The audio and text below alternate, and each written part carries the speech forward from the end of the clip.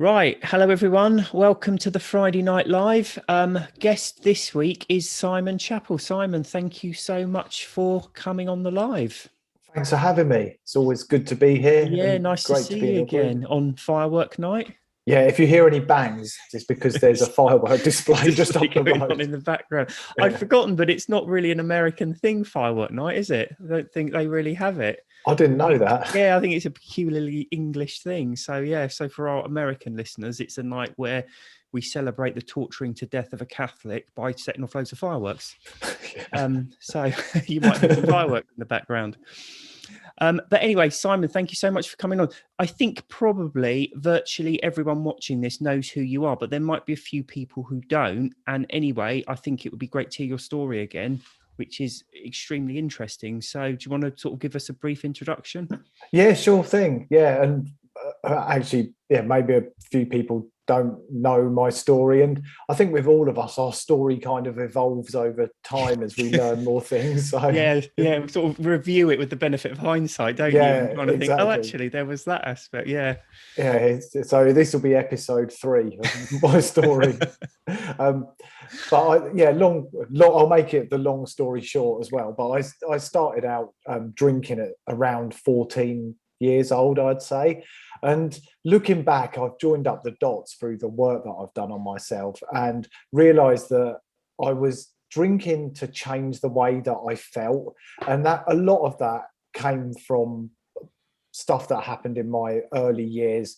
My mum and dad got divorced when I was 2. My dad was never even interested in me after I was born, and then he left the family home. He was rarely in my life. Then I was sexually abused when I was 13 by a neighbour, and that kind of I didn't realize, but it wasn't long after that I started taking the remains of my dad's wine to my bedroom, sneaking it out there every single night. And as I say, I didn't know it at the time, but I was just trying to change the way I felt. Instead of looking at why I felt the way I felt, alcohol just provided this really easy solution for me. Drink a couple of glasses and I felt different. The anxiety went, the sad feelings just faded away. But I started drinking it every single day. And then when I hit 25, I moved into my first house with my wife. And then the wine bottles went up to wine boxes, and the whole thing just went up several gears. And every day I had to have alcohol every day. It got me through.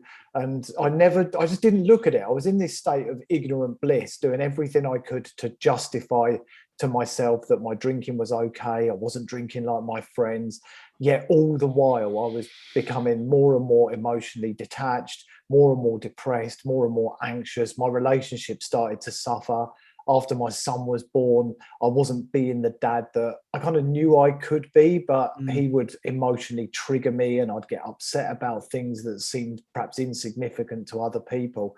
And then several years before I managed to quit, I'm sure I saw something on the news that was talking about the dangers of alcohol, the sort of thing that I usually turned off. And I started listening to it, what it did to the mind and what it did to the body. And that seed was planted. That was the moment I moved out of ignorant bliss. Suddenly I was aware and realized there was this problem that I needed to address. And once that inner conflict is there, then we've got to do something about it. There's no going back to ignorant bliss. I knew I had to start moving forward and make some changes to my life. And that resulted in about 5 years of day one, buying low alcohol drinks, trying to cut down, drink later in the day, water down my wine, only drink at the weekends. None of it worked.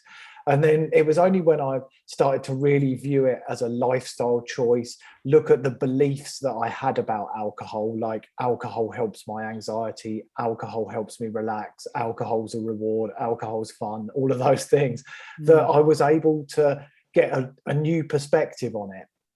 And I started educating myself about it, reading books like yours that massively helped me just shift my perspective and view this as a powerful lifestyle choice that I was making for myself.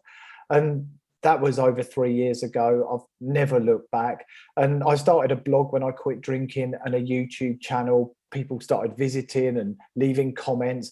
And perhaps foolishly, I announced on social media about 2 weeks after I quit that I was never drinking again. I wouldn't recommend that. No. However, it helped me because it also sort of ramped up the pressure. So from the blog, people were making lots of positive comments and sharing their stuff. I'd started a Facebook group, and I kind of put this pressure on myself, which actually, for me, it really helped. Again, I'm not necessarily suggesting that as a solution to anybody. I think you need to do it when you feel really ready. But it worked for me. And then I also started writing my first book, The Sober Survival Guide, a few months after I quit, just kind of journaling my experience, but putting it in, it was very cathartic, putting it into a sort of book format. And then probably 6 months after I quit, I asked Annie Grace, who wrote This Naked Mind, onto my YouTube channel, not thinking that she would come on there, because she was a bit of a superstar in my eyes. And actually she said yes. She came on, and at the end of the video that we recorded together, she said, "You'd make an amazing coach. Have you ever thought of becoming a coach?" And I hadn't. And she flew me out to the US and trained me up as a coach, and that's what I now do. I've written my third book, which isn't about stopping drinking. It's about healing emotional trauma and emotional neglect in childhood. That comes out in December. And yeah, the rest is the rest's all over the internet. History, yeah. That one thing you said that I found really interesting, you were saying about when you were drinking, you kind of like, and fatherhood and like overreacting or reacting in a different way to things your kids had done. Because I found that I was just, for me, it was losing my temper. Yeah. I'd fly off the handle about stuff. And looking back on it now, it was a complete overreaction. And kind of what I realize now, it's just that feeling tired, and that thing that alcohol does to you, that anxiety it triggers in you the next day. And I always thought I had a problem with my temper that I put back partly to my military service. But having quit drinking, I think I've got quite an even temper. I think I tend, looking around at other parents, and actually, I will say this quietly, but my wife, I tend to lose my temper with the kids a lot less than other people. And I think it's just that, getting your brain chemistry back to normal and sleeping properly, you're just in a better position to be a parent. Because I always say the two things you need for parenthood is energy and patience. And that's just something drinking absolutely robs you of, doesn't it? That's absolutely true. I think for me, it was probably a bit deeper, but I completely agree that once I cut alcohol out, I just felt more mentally resilient and calmer and less triggered by things emotionally. So rejection is a big thing for me, as you can imagine, like with my dad abandoning the family home. But I also think that when we drink, we never allow ourselves to truly feel the difficult feelings, and perhaps a lot of the good feelings too. Well, actually, yeah, and a lot of the good feelings. We just don't really feel a great deal. We're emotionally shut down. And I think for me, it was really kind of working out like what's going on here when that did come up, and being able to look at all the parts of myself, not just the good bits, but perhaps the darker parts of me as well, that sometimes maybe I'll judge somebody, or I'll act in a way that's rude or whatever, or snappy to my son, like we were saying. But then when I wasn't drinking, I was able to step back and journal it, explore it. Okay, well, where's that coming from? But yeah, you're right. I found it reduced by 75% in my case. And then I was able to look closer at, through the work I'd done around quitting alcohol, what's going on? How am I feeling? Has something triggered that? And often I could trace back a trigger of something, but that's because of my stuff that went on in the past. Did you get a better, have you kind of got a better grip of that stuff in your past now and sort of got a bit more on top of it? Is that, I suppose as well, because you're not anesthetizing it through alcohol, it's allowed you to actually shine a light on it and do something proper about it, rather than just sort of paper over the cracks. In some respects, it's been there's parts of it, I'd say, were probably more challenging than quitting drinking, and some parts of it were more rewarding than quitting drinking. But I would never have been able to do what I call that second phase of sobriety when there's past trauma or emotional abuse or whatever. I never would have been able to have done that if I hadn't stopped drinking. It was simply keeping me stuck. But yeah, I've done a lot of therapy work, and I'm in a men's group where we all share really openly with each other. I practice radical honesty. I mean, so many people I work with who want to quit drinking struggle with people pleasing and not being able to say no. And a lot of that is around toxic shame. And I believe toxic shame is that at the heart of a lot of addictions, that we come into adulthood with this kind of sense of just not being good enough in some way. We can't quite put our finger on where it came from. And often it's linked to something from the past, not always, but there's some level of toxic shame. And I think it's about healing toxic shame. And I know it's a bit of a kind of cliche, people say it all the time, but like learning to actually love and respect ourselves again. I think at the moment, I'd say that I've definitely got to liking myself, and I'm almost at loving myself. Maybe I'll give it a year or two. Getting there. Yeah. So that's interesting then. So it's for you, it started off, you quit drinking, you announced it on social media, and then it was like blogging and YouTubing. Is that how you kind of started off? And then obviously more and more people started following you.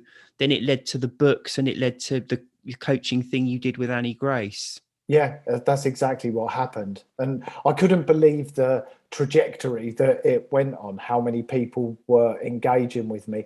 I mean, I've got a Facebook group. It's got 27,000 people in it now, which I started not long after I quit drinking. And just every day there was another 30 people wanting to join this group. And it was just blowing my mind. And I guess also, what did help me, again, I practice radical honesty, so I share my stuff exactly as it is and authentically. But I think at the start, a lot of it was ego driven. So I wanted to be that person who posted that I was 100 days sober. I wanted to kind of show off about it. And I wanted to write a book, and I wanted to do this and do that, which really helped me. That ego actually helped me get through those early stages. But thankfully, I've killed off a lot of that part of my ego through the work I've done, because I realized actually that a lot of that was another coping mechanism, another defense mechanism. Yeah, absolutely. So what else what do you offer at the moment? You've got your coaching, you've got the YouTube channel, and you've got Facebook group? Yeah, I've got a Facebook group. I don't do great amounts of one-to-one coaching, although I do offer it. So I run a program that people can join, and we have an online course. We have live coaching pretty much every night. There's a whole bunch of things that we do in there. So that's the main thing that I kind of put my energy into.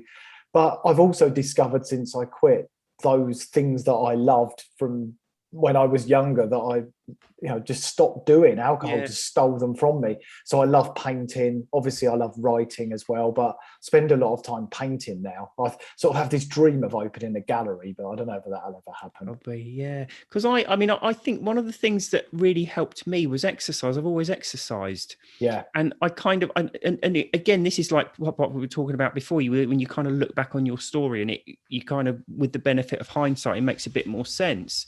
But I started, I've always, how I used to drink was, I only ever drank at weekends. And when I wasn't drinking, I'd exercise. So I wouldn't exercise at the weekend. I probably wouldn't exercise Monday, but then Tuesday and Wednesday, I'd sort of get back to the gym and get back to running. And that kind of started from the army, because I remember like getting woken up in the army at like some ridiculous hour, and it was pitch black and freezing cold outside, and they'd run you absolutely ragged. And you'd hate every second of it. And you'd go in for breakfast in bits, and then you suddenly sit there and think, you know what, I feel good. I didn't like it, but I feel good for it. So when I quit drinking, I just kept exercising. And looking back on it, that was probably one of the saving things that I did. Really helped me through it was, that exercise at the beginning, just having that extra thing. I've got to say, exercise has always been a big part of my life. So I've also have ADHD, which can be a blessing and a curse. So there's times when it helps me really hyper focus. Like if I'm writing a book, or I get kind of obsessed about things, and I'll see that project through. A bit like sobriety. I got obsessed about it, and I wasn't stopping until I got it. I wanted that lifestyle. And I've always exercised, and I kind of had that false belief that, well, if I exercise enough, then it offsets the however many bottles of wine I'm the drinking. alcohol. Yeah. But I mean, again, this was another addiction. Running became an addiction for me. I did 16 marathons in 5 years, including an ultra marathon. And I mean, I must have done over 100 half marathons during that time as well, easily. And every single one up until I quit, I drank the night before and drank afterwards as well, which is unbelievable. But when I quit, one of the things that really helped me was entering a marathon race. So I quit in the June or the July, I think. And I entered the Valencia Marathon in the December. And it really helped me because it gave me a focus alongside sobriety, something else to sort of work towards, another goal, another challenge. And that was my fastest ever marathon. I'd had 6 months without drinking, 3 hours 39, which for me was pretty good. I've only got little legs. Yeah, no, that's fantastic. Jesus, it's amazing how much difference it makes, isn't it, when you're not drinking? It was nuts. Fitness. But it's interesting. Funny enough, someone had posted in the group today, and I think that there's almost like a common problem with people who, they read the quit lit and they get everything, but they quit, and I think they almost just carry on the same lifestyle.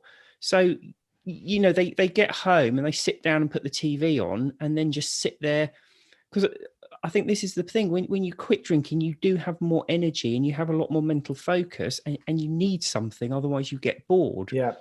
So if your modus operandi is just to go home, open a bottle of wine and stick the TV on, going home and not opening a bottle of wine and sticking the TV on is probably not going to be enough for you, because most people, TV's not that interesting. It certainly isn't to me. I find I don't really watch TV now I've stopped drinking, and I put it down to the fact that I'm just not sedating myself into a position where it's enough to occupy my mind for any length of time. But I think you do need, particularly in the early days, you do need to find something, because you have a hell of a lot of extra time and energy, don't you? So true. I mean, one benefit of stopping drinking is all those TV box sets that you watched when you were drunk, you can watch them again because you never remember them.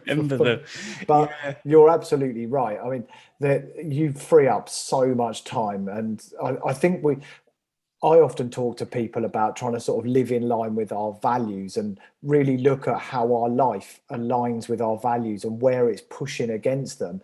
And a lot of people, they have a strong need for connection, a strong need for mental stimulation, but they just don't really look at it because alcohol just hits that pause button. It just numbs everything out and stops us ever getting to this place where we can start ultimately looking at who we really are. And I think alcohol just puts this whacking great mask on us. And by stopping drinking, we're able to take it off and say, like, who am I really? Who is this person? What do I really like? Where do I need to put some boundaries in my life? What do I need to stop doing? What should I start doing? And that's what it's so much more than just stopping drinking. That's just the start, isn't it? Yeah, it just opens up so much. So obviously, the one of the most recent things you've done, you're doing the talk on the 2nd. Yeah, we're putting on a live event. Yeah, so it's called Sobriety Breakthrough Live, which is going to be awesome.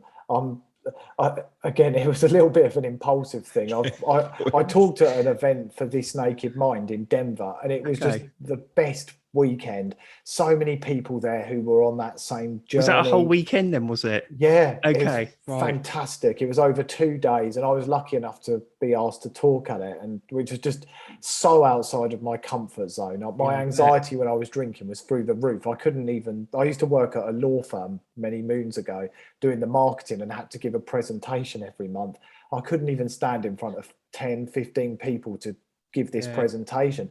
And at that event, there was 500 people there, and I was on the stage on my own. I was nervous, but it was just, it blew me away. It was so good. So I'd long wanted to put my own event on, and COVID then struck. So I put everything on ice, and a few months ago, things started to calm down, and I thought, do you know what, let's just do it. And it's kind of gathered this amazing momentum, and we've got this, obviously you're involved, you're going to be speaking live on the stage, and we've got an amazing lineup of speakers, but we've also got an after party. So I was trying to organise everything myself and realised I was a bit out of my depth. So I've got a professional event planner involved. She said to me, "What's the after party?" And I said, "Well, there's a hot buffet and some music." She said, "That is not an after party." Sausage rolls, job done. I've got, this is everything she's organised. I've got a list here. So we've got a samba drumming workshop, which is happening after the talk's finished to re-energise everyone. So everyone gets an instrument and the whole place, we're all playing an instrument. I think I'll be in the toilet for that. Yeah. We'll give you the microphone to sing. We've got calligraphy, brush art, card making, cupcake decorating. We've got somebody doing an essential oil rollerball workshop. I don't even know what that is. Piano circus skills. We've got a lady who's bringing a canvas, and anyone who attends can add some oil paint onto the canvas. So everyone puts a bit on, and by the end of the day, there's going to be this amazing painting that we've all created. Okay. Some mindfulness stuff, pottery painting. There's the art of journaling, a nutritionist. We've got a sleep therapy person coming who's bringing a bed to show people, to really help people get into the groove of sleeping after they quit. Go and have a sleep. Nice. Yeah, you just have a snooze. Talk me through that. Talk me through the circus piano skills.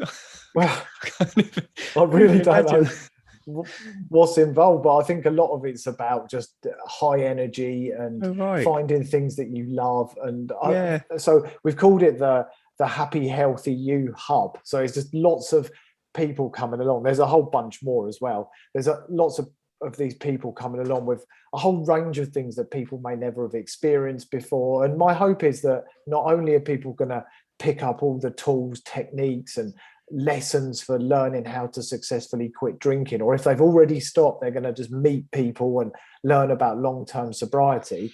They're hopefully going to discover new things and find perhaps new hobbies, new stuff that lights them up and brings them joy. And if that's piano circus skills, which clearly you're drawn to, I think I can see you there. There's something about that that's drawing me in. Yeah. So how much are the tickets for it? We've got a couple of different ones. They start at around, I think they're just under £80. And then there's a higher tier where you get kind of more in the goodie bag and a slightly different seat, which are just under £100.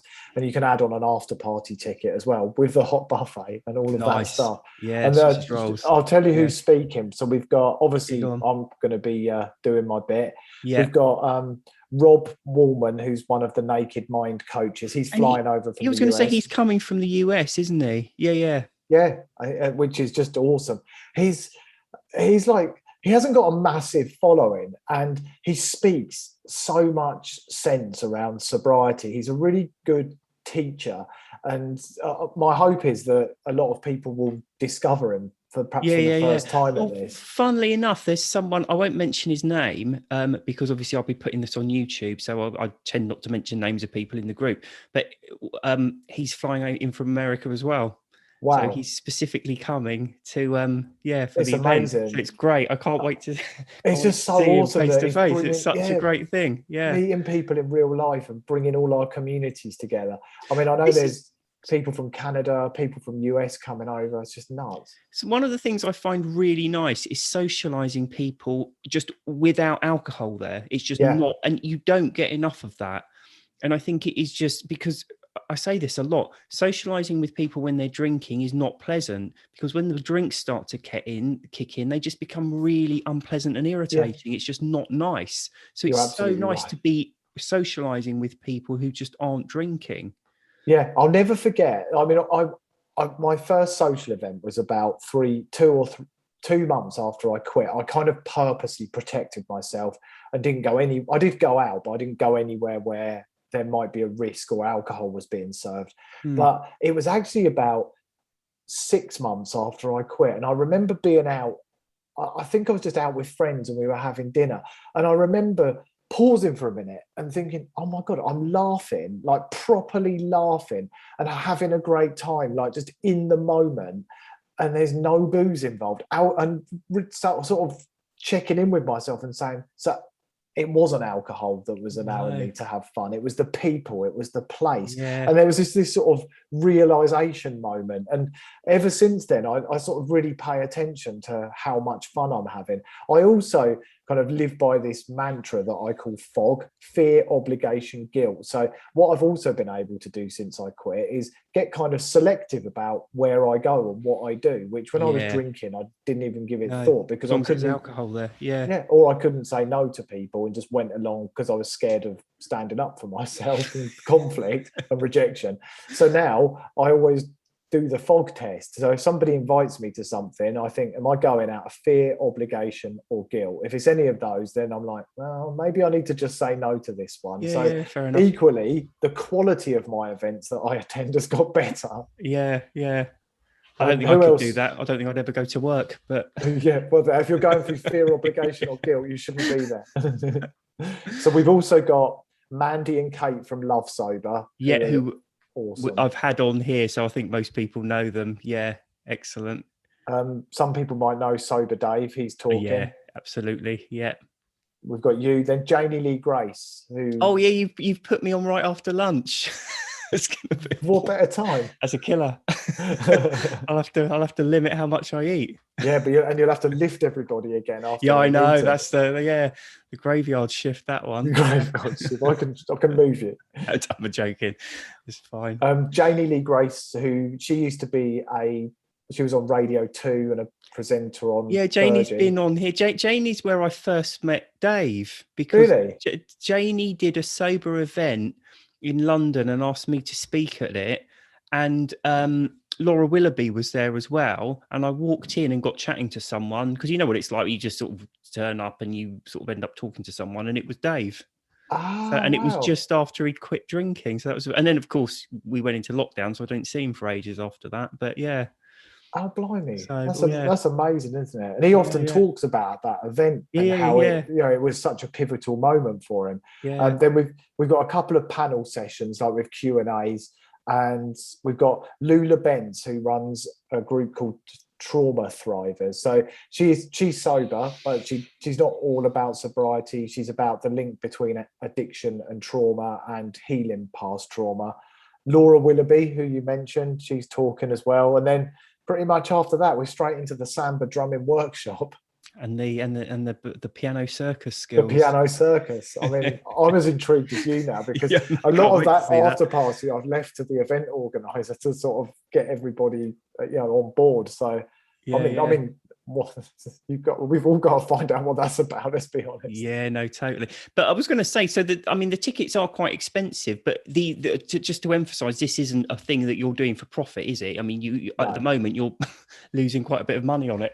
Yeah, we're currently, I think we've another 20-30 tickets and we'll break even. And to be honest, any profit we make goes back into helping people who want to quit drinking anyway.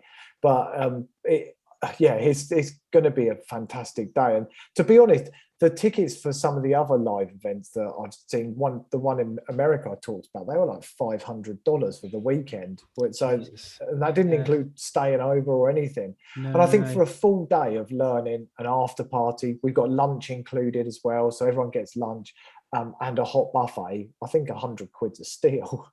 Yeah, well, I mean, there's a lot involved, because I mean, I was, we spoke about it before, and I think I kind of would have assumed like something like this. You book the hotel and you're done, but obviously there's a lot more involved. So. Yeah, it's just bonkers. All the stuff, it's all being professionally filmed, and obviously everyone who comes will be able to watch it back. So we've got audio, visual people, lighting people, and even just the small things, the little details, lunch breaks, drinks for people, things like that. Just it was cost, all stuff I hadn't even thought about. No. Oh dear. Well, hopefully I'll tell you what though, we've some of the people in the sober community have just been amazing. We've had a couple of drinks brands. My shed is, maybe I shouldn't say this, I'll get robbed now, but my shed's got 500 alcohol-free drinks in it that are they're called the Alcohol Free Co.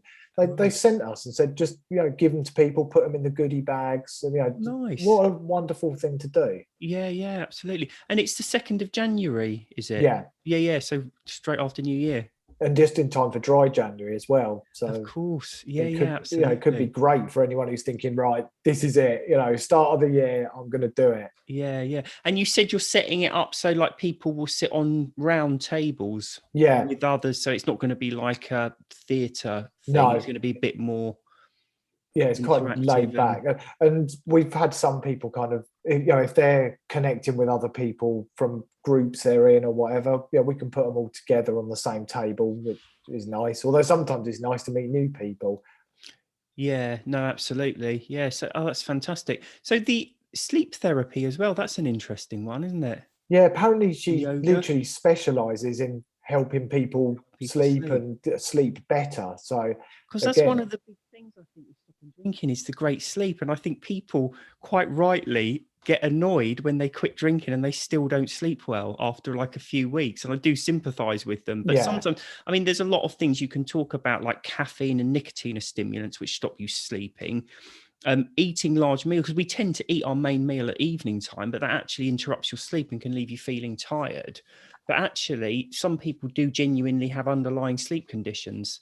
yeah, So it's true. But then also the number of people who just simple things like they leave their phone on the floor while they're asleep and then it illuminates the bedroom, or they've yeah. got other noise kind of pollution coming in or light pollution, and they don't do a sort of audit of their bedroom to ensure they're getting the best sleep. But the first 4 or 5 days after I quit, my sleep was terrible, and it was like, Mm. oh my god, as if it's not hard enough, now I've got this to contend with. But I dug my heels in. I knew that there was going to be that day I woke up and it was going to be the most refreshing sleep I've ever had. And it happened. Yeah. Did it happen sort of how, do you remember how long afterwards before you started to feel like that? Yeah, it's about 5 or 6 days in.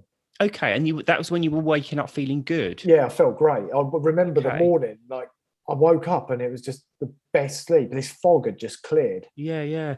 Because that's an interesting one. Because a lot of people, when what you often find is with regular drinkers, they go through what you've just described, where they don't sleep properly, and that's one of the reasons for that is obviously when you're not drinking and you get towards bedtime, your brain starts to close things down, so you drift into sleep, and that's why people talk about like good sleep hygiene, and you have a bath and you sit quietly and you read a book and you dim the lights because it's all sending the message to your Yeah. brain, wind things down, I'm going to go to bed soon. But when we drink alcohol, the alcohol is what's sedating us. So your brain doesn't go through that closing down process. So when you quit drinking, for the first few nights, you can find it incredibly difficult to get back to get to sleep because your brain is out of the habit of closing things down. And it just takes a few nights to get back into it. But that's one of those weird things with alcohol where you get that really deeply held belief that people have that alcohol helps me sleep, but Yeah. actually it ruins your sleep. And if you just quit for a few days, you get back into that decent sleep pattern again. Yeah, it's so true. And you're not getting the proper cycles of sleep. So it might knock you out, but why do you think you've got dark bags under your eyes? Mine were terrible. And then a month after I quit, I compared another picture of myself next to how I was then. And you could just see the difference. And Yeah, I it could makes feel it too. Yeah, yeah. And the thing is as well, this is one of the things I keep saying to people, it impacts every drinker. This Yeah, isn't something because people kind of, I think even now they have this view that, you have people who drink too much, problem drinkers, and you have like normal drinkers, and normal drinkers have all the good with none of the bad. And it's like, but they don't. no. If they are carbon-based human being life forms, it impacts their sleep and they don't sleep properly when they drink alcohol. Even one or two drinks will impact their sleep. Yeah, I believe normal drinkers are just a myth. They're like unicorns. There's not many of them about because I remember I was doing an interview with a lady from the Daily Telegraph and she was intrigued. I could tell she was like really inquisitive as well as being a journalist, but Yeah, yeah. she was taking a real interest in sobriety. But I started asking her about her own drinking and she said, well, I drink a bottle of wine every Friday and I really look forward to it during the week. That's all I drink. So I'm pretty good. And I said to her, well, could you remove that from your life? Would you ever be able to not drink? No way, no way Mm, at all. And I think a lot of people would look at her as a normal drinker. However, she was still using that Friday night drink to mentally distract herself when she was having bad feelings, and just kind of look forward to it as a sort of distraction, I guess. And so to me, if she can't say that she's willing to have a life without alcohol because she needs that Friday night drink, she can't be a normal drinker. A normal drinker can just say no thanks. My view on it is that normal drinkers are people who actually don't like drinking. They go through they're not people who have committed to a life not drinking. So they will have a drink if someone offers it to them, but they don't really like the taste and they don't really like the effect. So they'll have a sip of it and put it down and leave it. And that's what people kind of, I wish I could take it or leave it. But it's like, if you're enjoying something, you will consume it and you'll keep consuming it because it's enjoyable. The only reason you'll put it down and forget about it is because you're not really enjoying it. It really is that simple. You can't have it both ways. But talking about people, because that came up, I was having a conversation with someone the other day about this. It's like, yeah, but there's people who maybe just have a drink on, let's say, a Friday night. So they have their drink on a Friday night, but then they struggle to cut that drink out. So what's going on there? Because it's clearly not that withdrawal or anything. But again, you just then need to delve into cravings. So cravings are when you sit there and you're obsessing about wanting to have a drink. Or should I have a drink? Why can't I have a drink? I'd be so much happier if I had a drink. While you're going through those thought processes, you're not concentrating on what you would otherwise be doing. On a Friday night, that's probably, I don't know, chatting with friends or sitting in front of the TV or having a takeaway or whatever. You're not enjoying it because you're going through that thought process. So your experience of Friday night is, I don't enjoy it when I'm not drinking and I enjoy it when I am drinking. Therefore, I have to have my drink on a Friday night to enjoy myself. But all it's doing is removing that distressing mental conundrum that it caused in the first place. Yeah, exactly. And those beliefs just keep us stuck, until we're able to look at them and get clear about what they are. It's so hard to make progress. But yeah, you're absolutely right. That's what I sometimes say to people is the old way, especially with smoking, it used to be make a list of all the reasons you want to quit. And actually, the better way of doing it is to make a list of all the reasons you want to carry on drinking and then start to debunk them, because they're all debunkable. They're all false. They so are. Is this really true? I think of it like the defense and a prosecution in a court case when I look at a belief. What would the defense say? Okay, is alcohol fun? Maybe for 30 minutes when your inhibition's lower and the chemicals doing its thing. So there's one for the defense. But the prosecution would argue, well, hangovers aren't fun. Being sick's not fun. Arguing with my wife's not fun. Crashing the car while I'm drunk's not fun. You get the picture, and you can just look at it and think, actually, guilty. Yeah, completely. So if people want to come to the event, where can they find the tickets? What's your website? We've got a website for the tickets. It's, right, okay. Sober Live, LIVE, soberlive.co.uk. Excellent. You're in the Alcohol Explained Facebook group anyway, aren't you? Yeah, I am. Yeah. Can you post it in there for people? Yeah, sure thing. Yeah, I'll just make a note and I'll do that. Because just really encourage people to come, because you're putting a lot of time and effort and money into it. And I think it will be a great event. And I think the other thing is, if enough people come, it will become regular. Well, that was my hope. That's the fingers crossed, isn't it? To try and I'd love to do it annually and make it a kind of way of kicking off the new alcohol-free year. Does Annie Grace do an annual one, does she? She was until COVID struck. Oh, right, okay. She can't come over from the US, but she's answering questions from the audience, but she's pre-recording a bunch of videos that people have put forward as well. Nice, excellent, cool. So sorry, tell us if you drop the website into the chat then, on the post or just do a separate post in the Facebook group. Yeah, sure. Fantastic. Yeah, I'll put it in the thread under this live after we've signed off. I'll post it on there, and excellent. Then and I suppose we didn't mention it's in Guildford in Surrey. It is, yeah, probably ought to mention that. Yeah. It's on the Outer Hebrides. So it's like, what's that, 40 minutes south of London, isn't it? Yeah, there's a direct train from London, isn't there? It's not particularly problematic. No, it's not fun. There's loads of people coming from the community. I just think it's going to be one of those days that people remember for a long, long time. I think so. It's going to be fun. Yeah, it really is. So I'm looking forward to it. Fantastic. Simon, thank you so much for coming onto the live. It's been brilliant. Thanks for having me. Excellent. Take care and we'll see you soon. See you soon. Cheers. Bye. Bye.